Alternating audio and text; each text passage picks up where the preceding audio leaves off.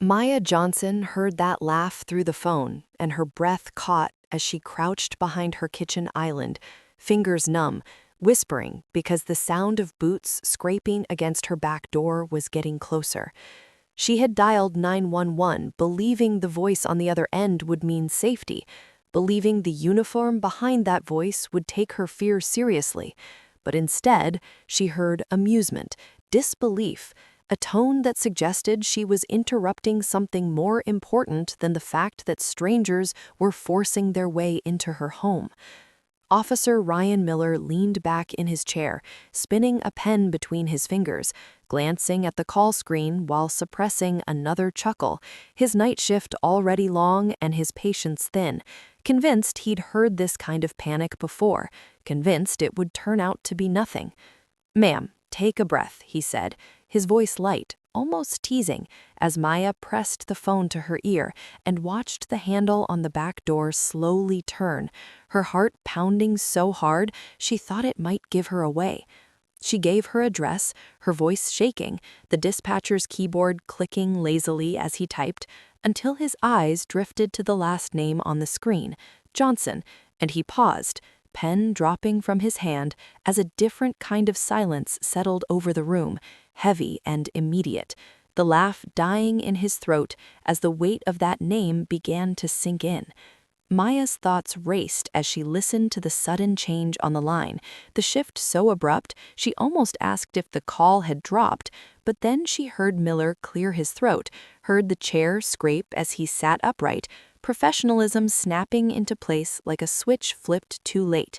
"Ma'am," he said again, slower now, careful, "can you confirm your full name?" She swallowed and answered, her voice steadier than she felt, unaware that across town, her husband, Chief Daniel Johnson, was still at headquarters finishing paperwork, trusting the quiet of the night the way only someone who'd spent decades in uniform could.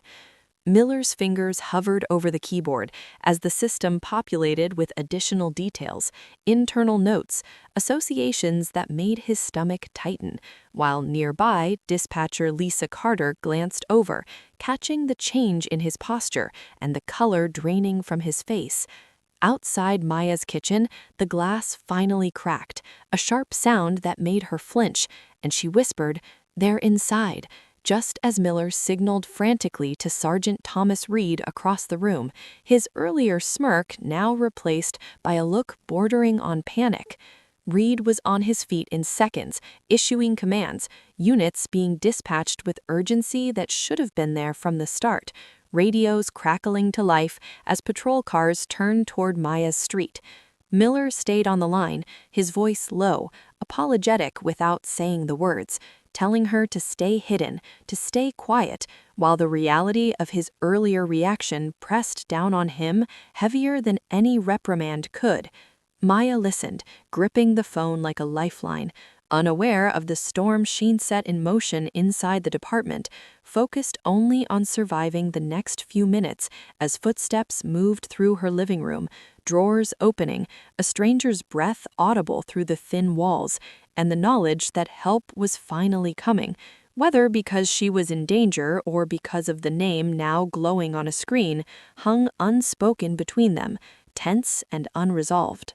The sound of footsteps grew louder on Maya's hardwood floor, each creak slicing through her nerves as she pressed herself tighter against the cool marble of the kitchen island. The phone trembled in her hand, not from fear alone, but from anger beginning to rise beneath it, a sharp, burning realization that if her last name hadn't mattered, that laugh might have been the last thing she ever heard. On the other end of the line, Officer Ryan Miller stayed quiet for a beat longer than protocol allowed, listening to the faint noises bleeding through the call. A drawer slammed shut, a low male voice muttering, the unmistakable crackle of glass under a boot.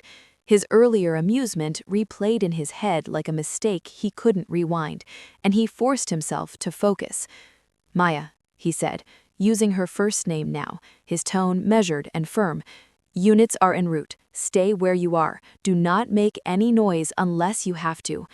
Across the dispatch floor, Sergeant Thomas Reed stood over Miller's shoulder, eyes locked on the call details, while dispatcher Lisa Carter quietly rerouted incoming calls to free up lines. Reed leaned down, his voice sharp but controlled. "How many intruders?" Miller covered the mic for half a second, shaking his head. "Unknown, possibly 2, he replied, then turned back to the call. "Ma'am, have you seen them?" Maya closed her eyes, picturing the shadow that had crossed the hallway moments earlier. "No," she whispered, "but I hear at least 2 voices." Her breath hitched, and for a moment she thought she heard her bedroom door open. Miles away, Chief Daniel Johnson finally shut down his computer, unaware that his wife was hiding on their kitchen floor, unaware that his own department was racing against time to correct a mistake that should never have happened. The patrol units responded faster than usual, sirens cutting through the rain-soaked streets. Officers alerted that this was a high-priority home invasion. None of them were told who lived at the address, not yet, but the urgency in Reed's voice left no room for delay. Back on the line, Miller's voice softened. "You're doing great," he said, words he hadn't offered at the start. Maya clenched her jaw at the sudden concern, listening as the intruders moved closer to the kitchen, one of them laughing quietly as if this house were just another easy target. Outside, headlights finally flashed against the front windows, red and blue reflections dancing across the walls. Miller exhaled for the first time in minutes, but relief didn't come. Not yet. He knew that even if Maya survived the night, the consequences of that first laugh were only beginning to surface. The first patrol car slid to a stop at the curb without sirens, tires hissing on wet asphalt, and 2 officers stepped out into the rain with weapons drawn, scanning the dark outline of the Johnson house as if it were holding its breath. Inside, Maya heard the faintest change in the night, the distant crunch of footsteps outside, and her chest tightened with hope she didn't dare let rise too high. Officer Ryan Miller stayed on the line, listening as radios crackled in the background of his headset, the calm professionalism in his voice now edged with urgency. "They're outside," he told her quietly. "Do not move." But movement came anyway. One of the intruders cursed under his breath, clearly hearing something too, and Maya felt the vibration of his steps as he moved toward the front window, blinds rustling as he peeked out. In dispatch, Sergeant Thomas Reed watched the live GPS feed of the responding units, jaw set, while dispatcher Lisa Carter leaned in closer, her eyes flicking between the screen and Miller's face, recognizing the look of someone realizing the weight of a single bad decision. The front door burst open with a crack that echoed down the street, officers shouting commands in voices that cut through the night, sharp and absolute. "Police, on the ground, now." Inside, chaos erupted. One robber bolted toward the back, knocking over a chair, while the other froze, hands half raised, shock written across his face. Maya squeezed her eyes shut as the noise exploded around her. The phone pressed so hard to her ear it hurt, Miller's voice repeating her name like a lifeline, as if he could pull her out of the fear by sheer force of will. Within seconds that felt like hours, the sounds shifted. Boots pounding, bodies hitting walls, the metallic click of handcuffs snapping shut. "Suspects in custody," a voice confirmed over the radio, and Miller sagged back in his chair, relief washing through him so fast it made him dizzy. Maya didn't cry right away. She sat there on the kitchen floor, heart racing, listening to officers clear room after room, until one of them finally knelt beside her and spoke her name with a gentleness that caught her off guard. At headquarters, Chief Daniel Johnson's phone buzzed in his pocket just as he stepped toward the exit, the caller ID lighting up with a number he recognized instantly. He answered, already frowning, and as he listened, his expression hardened, a storm gathering behind his eyes, because somewhere between the laughter on a recorded line and the flashing lights outside his home, something in his department had gone terribly wrong. Chief Daniel Johnson arrived at the house just as the rain began to ease, stepping out of his unmarked car with a controlled urgency that only those who knew him well could read as anger. Blue and red lights washed over his face as officers instinctively straightened when they recognized him, the murmurs along the street shifting in tone. Inside, Maya sat wrapped in a department-issued blanket at the kitchen table, a paper cup of untouched coffee growing cold between her hands. When she looked up and saw her husband, the tension she'd been holding finally cracked, not into tears, but into a long, steady exhale that carried the night's terror with it. Daniel crossed the room and placed a hand on her shoulder, grounding, familiar, his eyes scanning her face for injuries before meeting the gaze of the officers nearby, his expression unreadable. Detective Mark Alvarez stepped forward to give a quick briefing, his voice low and precise as he explained how the suspects, Kyle Barnes and Ethan Cole, had been apprehended trying to flee through the backyard, already linked to a string of similar robberies in nearby neighborhoods. Daniel listened without interruption, nodding once, then turned his attention to the dispatch timeline. "I want the full call recording," he said calmly, though the request landed like a dropped weight. No one argued. Everyone knew what that meant. Back at dispatch, Officer Ryan Miller sat stiffly at his station, the adrenaline gone, replaced by a gnawing dread. He replayed the call in his head, every second magnified, the laugh, the pause, the moment the last name appeared. Dispatcher Lisa Carter stood nearby, arms folded, offering neither comfort nor judgment, while Sergeant Thomas Reed spoke quietly with internal affairs on a separate line. Miller knew procedure well enough to understand what was coming, but understanding didn't soften the blow when Reed finally approached him. "You're being placed on administrative leave, effective immediately," Reed said, voice professional, almost regretful. Miller nodded, unable to meet his eyes, the weight of his own behavior pressing down harder than any formal charge. At the house, Maya watched officers move through her shattered back door, photographing damage, collecting evidence, restoring order where chaos had lived only minutes before.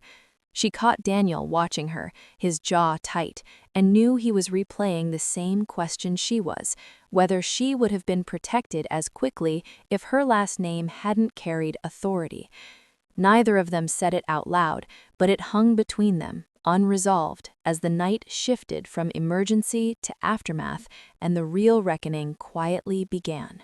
Morning light crept through the broken panes of the back door, pale and unforgiving, illuminating the damage the night had left behind. Maya sat alone at the kitchen table, the blanket folded neatly beside her now, listening to the house settle, as if it too were exhausted. Every scrape of a cabinet, every unfamiliar sound made her shoulders tense. When Daniel finally emerged from the hallway, having just finished a call with the mayor's office, his expression was carefully neutral, but she could see the strain beneath it. The incident had already reached places it shouldn't have reached so quickly, rumors moving faster than facts, questions forming before answers were ready. At headquarters, the dispatch recording was playing in a small, windowless room, its tinny audio filling the air with uncomfortable clarity. Officer Ryan Miller sat stiff-backed at the table, hands clasped, as internal affairs investigators took notes. When his own laugh echoed from the speaker, his face flushed red, the sound harsher and uglier than he remembered. No one stopped the playback, no one softened the moment. Sergeant Thomas Reed stood against the wall, arms crossed, watching not with satisfaction, but with the heavy awareness of shared responsibility. The system allowed that laugh. The culture tolerated it. Detective Mark Alvarez briefed Daniel later that morning, laying out the evidence collected from the scene, the prior records tying Barnes and Cole to multiple break-ins. Daniel absorbed it all, but his thoughts kept drifting back to dispatch, to the seconds that could have changed everything. When he finally listened to the call himself, alone in his office, he closed his eyes halfway through, recognizing the subtle cues, the dismissive tone he'd trained his officers never to use. The moment his wife's last name was spoken felt like a punch he hadn't seen coming. Maya spent the afternoon answering questions she didn't want to answer, reassuring friends and neighbors she barely spoke to before, all of them suddenly attentive. Each time someone mentioned how lucky she was, her stomach twisted. Luck wasn't what had saved her. Systems had failed, then corrected themselves too late to be comforting. As the sun dipped lower, she stood in the doorway of her damaged home, realizing that even once the glass was replaced and the locks fixed, something deeper had cracked, something that couldn't be repaired with tools or time alone. By the third day, the story had begun to leak beyond the quiet walls of the department, not through an official statement, but through the way officers spoke in lowered voices and avoided eye contact in hallways where confidence once lived easily. Maya felt it first when a local reporter's car slowed in front of the house, then again when a neighbor mentioned seeing her name trending online, framed by speculation and half-truths that flattened her fear into a headline. Daniel warned her gently, not as a chief, but as a husband, that once a narrative escaped into public space, it stopped belonging to the people who lived it. At headquarters, Officer Ryan Miller arrived for his internal affairs interview early, sitting alone in the waiting area as officers he'd once joked with walked past him without acknowledgement, unsure whether silence was loyalty or self-protection. Inside the interview room, the questions came methodically, about training, about protocol, about whether he understood how his reaction might have escalated the danger. Miller answered them all, but what he couldn't explain was the instinct behind the laugh, the reflex he hadn't known he carried until it slipped out under fluorescent lights. Meanwhile, Detective Mark Alvarez pushed forward with the criminal case, interrogating Kyle Barnes and Ethan Cole separately, their bravado fading as the weight of multiple charges settled in. One of them admitted they'd chosen the house randomly, drawing by its size and the assumption that no one important lived there anymore. When Daniel read that line in the report, his jaw tightened, not because of pride, but because it confirmed how invisible Maya had been made until the system recognized her name. Maya tried to return to normal routines, grocery shopping, short walks around the block, but each interaction felt altered, people either overly careful or uncomfortably curious. At night, sleep came in fragments, her mind replaying the sound of that initial laugh, louder now than the breaking glass. Daniel noticed the change in her, the way she flinched at sudden noises, the way she watched him when he put on his uniform, as if seeing it for the first time. As pressure mounted, the mayor requested a full briefing, and Daniel knew the department was approaching a moment that would define more than one career. The question was no longer just about one dispatcher's mistake, it was about what happened in the seconds before that laugh, and how many other calls had ended differently because no one important was listening. The community forum was scheduled for a Thursday evening, hastily arranged in the same high school gym where graduation ceremonies and basketball championships had once softened the city's edges. Rows of metal chairs filled quickly, the air thick with expectation and restrained anger, as residents gathered not just to hear explanations, but to measure whether they were finally being heard. Maya sat beside Daniel in the front row, her hands folded in her lap, aware of the way eyes followed her, some sympathetic, some skeptical, others sharp with recognition. She wasn't there as the chief's wife, not really. She was there as a woman who had asked for help and been laughed at. When Daniel stepped to the microphone, his voice steady but stripped of ceremony, he spoke about the burglary, the response, the arrests, laying out facts with practiced clarity. But when questions opened to the floor, the room shifted. A man in the back stood and asked how many other calls had been dismissed before someone's last name changed the tone. A woman near the aisle asked why trust should exist at all if respect came with conditions. Daniel listened without interruption, letting the discomfort stretch, resisting the instinct to defend the badge before addressing the people behind it. When Maya stood, the room quieted in a way that surprised her. She hadn't planned to speak, but the words came anyway, measured and honest, describing the fear of hiding in her own home and the sound that stayed with her most, the laugh. She didn't name Officer Ryan Miller, didn't assign motives, but she described the moment when her fear had been treated like an inconvenience, and the silence afterward felt heavier than any accusation. Back at headquarters, Miller watched a live stream of the forum on his phone from his apartment couch, the volume low, each sentence landing with a weight he couldn't escape. He recognized his role in the story without being named, saw how easily one moment had grown larger than his intentions, larger than his explanations. When Maya finished speaking, he shut the screen off, staring at his reflection in the dark glass, realizing that even if his career survived, something else would not. The forum ended without resolution, but with a clarity that lingered. As chairs scraped and people filtered out into the night, the city felt changed, not dramatically, not cleanly, but in the way pressure shifts before a storm, signaling that whatever came next would not be easily contained. The days following the forum carried a strange, suspended quality, as if the city were holding its breath, waiting to see what would break first, silence or reform.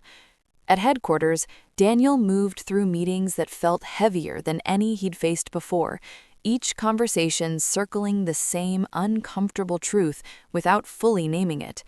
Policy reviews were ordered, training protocols pulled from dusty shelves and scrutinized line by line, but Daniel knew that paper fixes alone wouldn't reach the place where instinct lived. In the dispatch center, new supervisors rotated through shifts, observing quietly, listening more closely than before, while operators adjusted their posture and tone with a self-awareness that bordered on fear. The laughter that once cut through late-night monotony was gone, replaced by an almost clinical seriousness that didn't yet feel like trust earned back. Maya watched all of this from the edges, feeling both visible and invisible at once. Friends encouraged her to step back into her normal life, but normal no longer felt accessible. She found herself replaying moments from the call, not just the laugh, but the seconds before it, the hesitation, the sense that she had to convince someone she deserved help. When a local advocacy group reached out asking if she'd be willing to meet privately, she surprised herself by agreeing. Sitting in a small office above a coffee shop, she listened as people shared stories that echoed her own, each one different in detail but painfully similar in tone. She didn't speak much, but when she did, her words carried a steadiness she hadn't felt before, grounded not in authority but in shared experience. Across town, Ryan Miller met with his union representative, the conversation blunt and procedural. The outcome was uncertain, suspensions stretching on as investigations layered over one another. For the first time in years, Miller had time, too much of it, to sit with the consequences of reflexes he'd never questioned. He started listening to recorded calls from training archives, hearing the subtle differences in voices, realizing how easily doubt could slip into dismissal. It wasn't redemption, not yet, but it was exposure, and it left him unsettled in ways discipline alone never could. As the week closed, Daniel stood alone in his office late at night, looking out over the city lights, aware that the incident had fractured something fragile, but also revealed something necessary. The path forward wasn't clear, but it was unavoidable, and, for better or worse, all of them were already on it. The preliminary findings from Internal Affairs landed quietly, without ceremony, in Daniel's inbox on a gray Monday morning, the kind of day that made even familiar hallways feel cold. He read the report slowly, twice, absorbing its careful language: procedural failure, inappropriate conduct, delayed escalation, phrases designed to be precise without being inflammatory. Officer Ryan Miller's actions were laid out second by second, the timeline unforgiving in its clarity, and while the report stopped short of final judgment, the direction was unmistakable. Discipline would follow. Training failures would be acknowledged. Accountability would be public. Daniel leaned back in his chair, knowing that whatever decision came next would be interpreted not just as policy, but as a statement about who the department was willing to protect. Maya received the news indirectly, through Daniel's tired voice over dinner that evening. She listened without interrupting, watching the way his shoulders sagged as he spoke, the burden of leading an institution colliding with the intimacy of being married to the woman at the center of it all. She didn't ask for outcomes or consequences. Instead, she asked about the changes being discussed, the safeguards being considered. It mattered to her that whatever came of this reached beyond one man, beyond one call. Across town, Miller sat in his car outside the station long after his meeting ended, the finality of the findings settling in. The badge he'd worn with casual confidence now felt heavy, even when it wasn't on him. He replayed the forum footage in his head, Maya's voice steady, unembellished, and realized that the most damaging part of the night hadn't been the investigation or the headlines. It had been the moment she stopped trusting him. That fracture felt permanent. As media interest intensified, Daniel prepared to address the city, drafting remarks that balanced transparency with restraint. He understood now that leadership meant allowing discomfort to be seen, not smoothed over. The night of the call no longer belonged to the past. It was shaping decisions in real time, pressing everyone involved toward an ending that still hadn't fully revealed itself. The press conference unfolded under harsh lights in the City Hall rotunda, cameras lined shoulder to shoulder as Daniel stepped to the podium with a stack of prepared remarks he barely glanced at. His voice carried evenly as he confirmed the findings, announced disciplinary action for Officer Ryan Miller, and outlined immediate changes to dispatch oversight, the words measured but unflinching.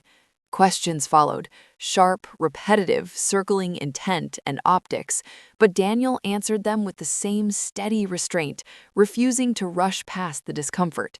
In the back of the room, Maya watched from a distance, not hidden yet not spotlighted, absorbing the strange finality of hearing her fear summarized in official language. When it ended, she slipped outside into the cold air, the city sounding different than it had before, less abstract now that it had listened, however briefly. Miller watched the conference later from his apartment, the decision confirmed, his future narrowed to an uncertain line he would have to walk without shortcuts.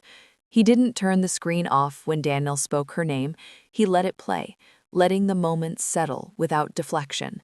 That night, the Johnson house finally grew quiet again, repairs nearly complete, the last pane of glass replaced, the locks reinforced. Maya moved through the rooms slowly, touching familiar surfaces as if reintroducing herself to a place that had almost slipped away. Daniel joined her in the kitchen, neither of them speaking at first, the space holding the echo of everything it had witnessed. Outside, patrol cars passed at a normal pace, sirens absent, the city easing back into itself. Maya set her phone down on the counter and turned to Daniel, meeting his eyes without searching them for reassurance, just presence.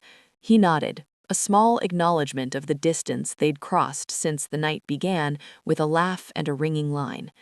The story would continue to circulate, reshaped by retellings and opinions, but here, in the quiet of a restored home, it narrowed again to something private and unresolved, alive not as an ending, but as a moment that had altered the way every voice on the line would be heard from now on.